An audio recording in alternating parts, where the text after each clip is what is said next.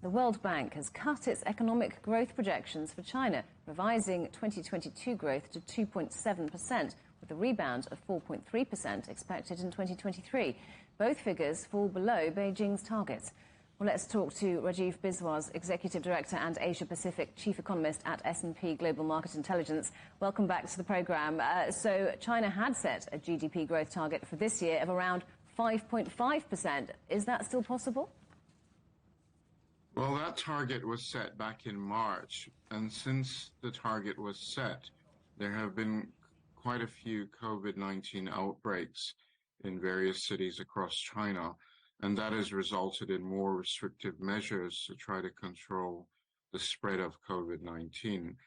As a result of that, consumer spending has been impacted, and therefore that will have quite a big impact on the overall growth estimate for China for 2022, because consumer spending is a very important part of total GDP growth.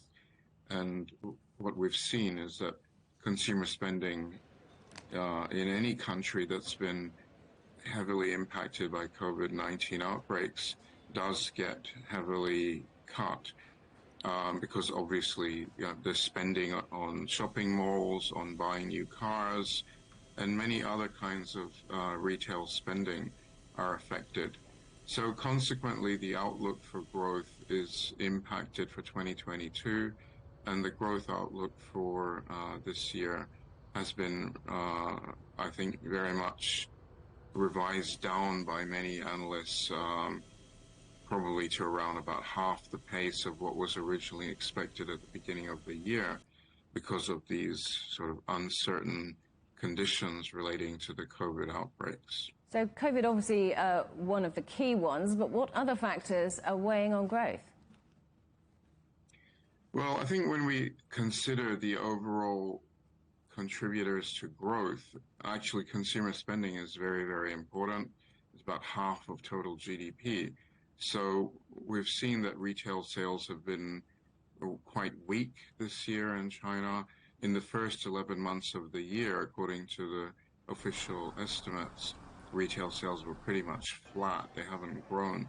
So that's probably the most important factor.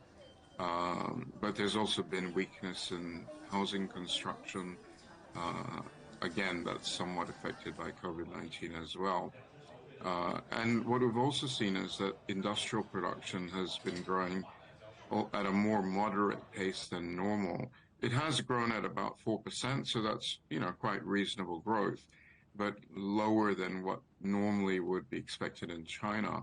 And I think a key driver for growth in manufacturing has been exports. In the first half of the year, Chinese manufacturing exports were quite strong. But what we're now seeing is that the US and the European Union economies are weakening going into 2023. We expect pretty weak growth in both the US and the EU in 2023. So that will affect Chinese manufacturing exports.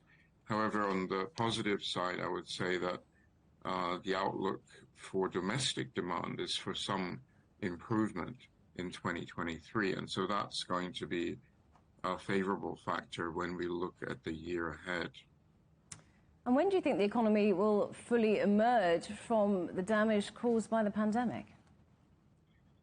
Well, we do expect that next year will be much better in China, because what we've seen all around Asia in 2022 is that in many countries, as COVID restrictive measures have been gradually eased back, there's been quite a rebound in domestic demand, particularly consumer spending, because consumers are facing restrictions, but when the restrictions are eased, they come back to the shopping malls, they start buying cars again, they start traveling again. All of these things we expect will happen in 2023 as restrictive measures are gradually eased. So we expect quite a rebound, particularly in consumer spending in 2023 in China, which will help domestic demand. And there's actually upside risk that growth could rebound quite strongly, stronger than perhaps expected. So I think the outlook at the moment is for quite an improvement in household spending in 23 in China due to pent-up demand coming back as consumers again start spending gradually through the course of 2023.